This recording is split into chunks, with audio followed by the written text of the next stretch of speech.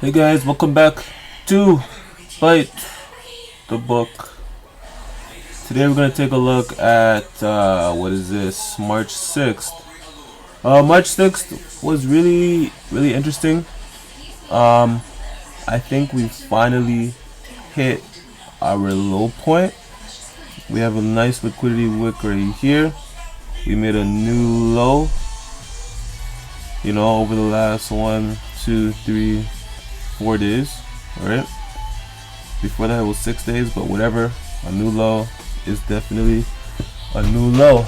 On Friday you'll notice that the last hour we made a nice big bullish engulfing candle. Believe it or not, I had sells right over here. Literally at the lowest point I got into sales, and price literally did a complete 180 on me. Literally, and moved all the way up $30 and beyond that, right? If we actually look at it, you know, price actually moved up $73, and I held that for a $30 stop loss, which kind of ridiculous now that I think about it, because usually I do have my my $2.50 to $3 stop loss. But for some reason, I decided to hold it and let it, let it run. I'm pretty sure in my head, I was thinking that price would have to break. It's the last hour, right, of the session. It's Friday. I was expecting, a move in my favor, right? But in hindsight, when I really think about it, if I'm thinking that this is gonna move against me $30 and I had to wait that long to close it, then would it ever be possible to even move $60 in my direction? I don't know. I really don't know, because my take profit probably would have been smaller than that, right? Let's see. I got in here. How much does that say? Okay, $50, about that. But even so, it's not gonna move $90 in my direction, right? That would be extremely lucky. So as always, let's go down the time frames and see what's happening with this guy. So just for today though, I'm gonna also plot a line over here. I forgot to do that during the session because I seen a downtrend and I didn't expect us to really come back there. That's a nice spot. It's definitely a nice spot for sales, given that we are on the way down. On the other hand though, we do have a nice big bullish candle again. But again, we're on the way down, right? You see our high right here. Our lower high, nice wick, nice bendy over here, consolidation again, and then a push down, right? So this is a tricky spot.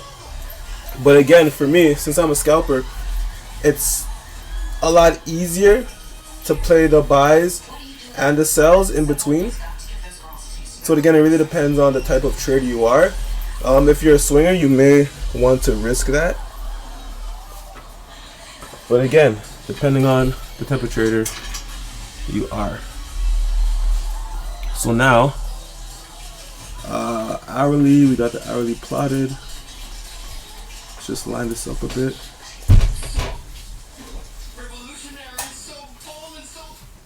Okay. Hourly. Should probably have another one right here. That's because, but we'll go on the lower time frame and plot it from there. Another bendy over here. 30-minute. Alright, so 30-minute looks great. So in pre-market of 30 minutes, the hourly consolidation looks a little weird. Over here consolidates right before the market opens, and then over here consolidates once again just before the market opens. There were definitely opportunities to sell and buy here, right? Because if you look at this range from open, it's $10 So $15 up, and then about 15 down as well too. So there's definitely opportunities to buy or sell.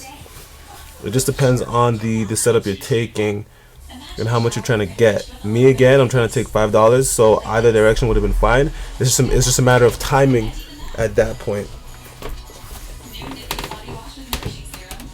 So for 30 minutes, I don't see too much other than the move to the upside over here as well as over here too. If I did wait for candle closes on 30-minute, I probably would have been stopped out just because of how big these wicks are.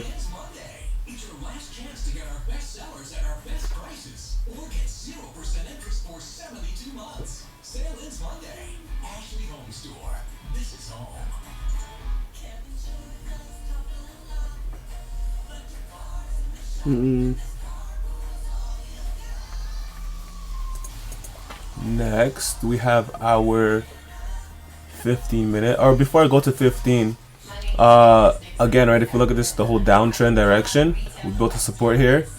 We came up to support, and that became resistance, right? That happened again over here. So we can probably assume the same thing is going to happen.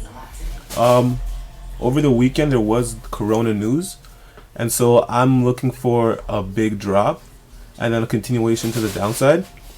If it doesn't continue, it would at least gap down here and then continue further to support before bouncing back up.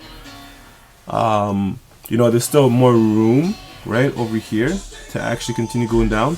So it all really depends, right, on what the market wants to do.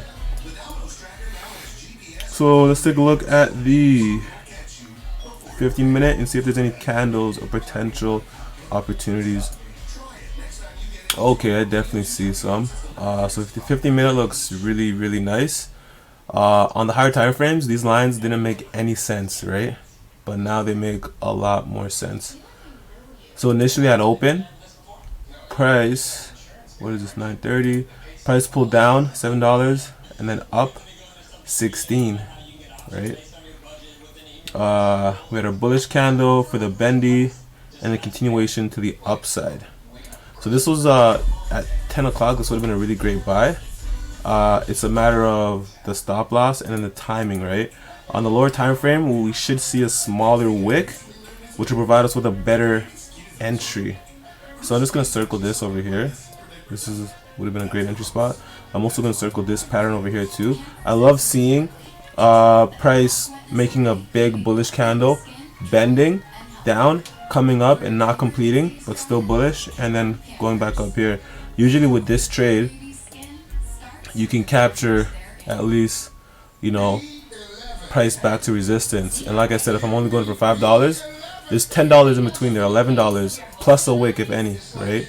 There's plenty of opportunity to capture moves. Because look, this had no wick. This didn't even have a wick, right? So plenty of opportunity.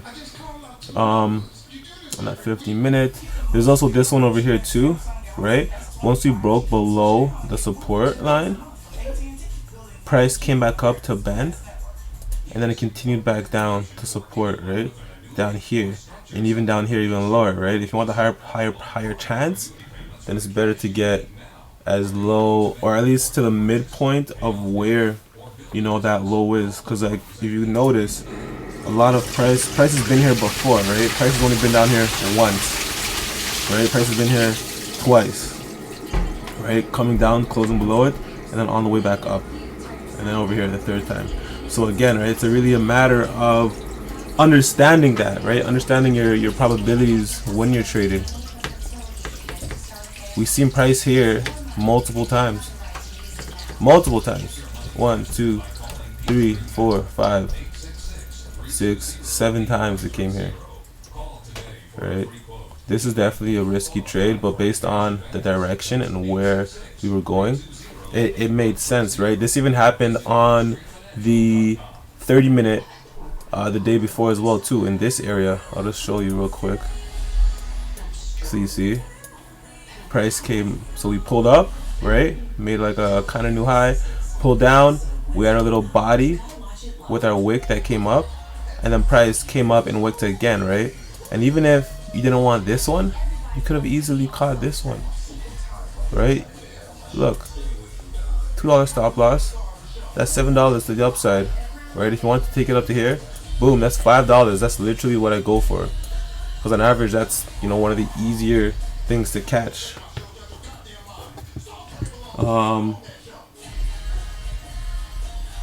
What else is there? 15.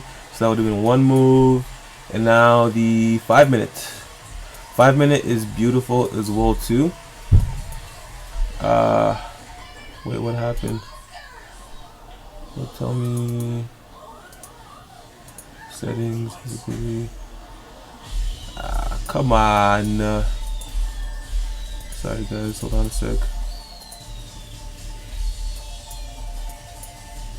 Just gotta get that in there. Okay, now 5 minute. In 5 minutes, this play looks very, very different. You know, 15, the closes are more solid. Meanwhile, on the 5 minute, the closes are a lot harder to play. So, for example, if we were looking at the close of that 50-minute candle where it bent, right? So if we're looking at this close right here, 9:45. This close 9:45. We would have been completely fine actually, but this doesn't make sense. Wait, 9:45 is 9:45 is right here. So even if, you know, we're kind of screwed, that's a $10 move to the downside, and I don't see any pattern that would tell me, yeah, get into this, unless I'm just chasing, right? Our best setup on this time frame, I'm thinking, would have probably been here. I don't really like how this candle formed prior to it, so I might have not even have taken it, but it would have been either here after the pullback down, because we do have $5 up here to take, and then also over here after the bend, right? We clearly see our new, or our higher low, right? And then we have a pull down to make another higher low, and then again $5 to take, right? This would have been, ooh, this would have been pretty tight actually, depending. So it's really a matter of timing. And over here's another great opportunity. The thing is, the wick was massive, right? It did end up pulling up $20. So if you're willing to risk $5 to make 20 on a take profit, then again, right, you'd be in a very good position. Over here, this is where we had that little pattern I was talking about, right? Where price pulled up, down, and then went back up. For me, I don't know if I would be able to take this based off of the structure, not until I looked at the 15, right? Because the 15 looks a lot more clear to me there than over here, right? Because we did get the close over here at this price, right? But I don't know if I'd actually buy here until I see the 15-minute. This is a really good buy, right? There's $10 up there to take. But again, like, would I want to take it up to here, or do I want to get it up to here, right? It really depends, right? It's very discretionary, and it depends. But anyway, price decides to break down and then continue on this down move back to where it was consolidating a bit. If we have consolidation in the middle of a range, I don't think it's as important as, you know, it being above support or resistance. So another great opportunity would have been over here, right, where we have a little bend on the 5-minute. If you are anticipating that this will continue to the downside, then this would have been the perfect opportunity, because this would have been the first bend after breaking out, quote unquote, breaking out of its current directional trend on the 5-minute, right? Because we see, yeah, we're on an uptrend. We came back down. There's still structure here to break before actually going down. So if you're able to anticipate that break, then you'd be completely fine, right? Shoot, that is a $3 stop loss. So let's say we're going for $5. Boom, $8 right there, right? Even if we take it down to here, to the lowest of the low, that's still a $7 move that you could take. Another great opportunity would have been over here as well too, right? You do see it consolidating a bit, but it does pull up quite a bit before breaking down. But it does actually take $5. And then at the end we have 330, right? So let me strain this up a bit. Oops. Strain this up just a bit. Sorry guys.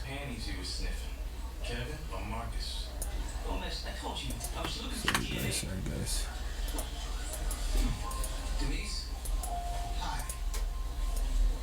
Okay. So these are some great bendy trades. So over here, right? This is exactly where I got in, 28.98, and I got fudged, effed up in my position.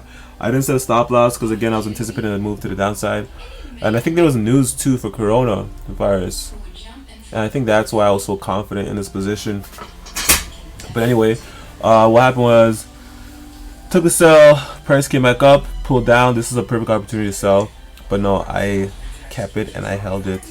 I held it and I held it. So this would have been the first bendy over here. I don't know how comfortable I'd feel taking it since it was a bearish engulfing, and it engulfed the candle prior to that, but not the one before that. The one before that actually was a big move. This was $17, which you don't normally see, right, in one candle unless like it's an open or close. But anyway, price pulled up again and then bent back down, right? This close would have been your best position after the market, and then this thing launched, right? You could have easily captured $13, $30, or even 46 if you were looking looking to capture that. I on the other hand held it until I got up to, I'm pretty sure it was up to here, 29.50 or 29.49. I really, messed up my account. Ended up taking some buys again, and I profited like $3 on those buys for the take profits. It's kind of unfortunate that happened because I could have really taken advantage of this setup, but I didn't. Next week the goal is to take less trades and take more high quality trades, because quality is always better, right? Like, depending on your win ratio, your hit rate, whatever you want to call it.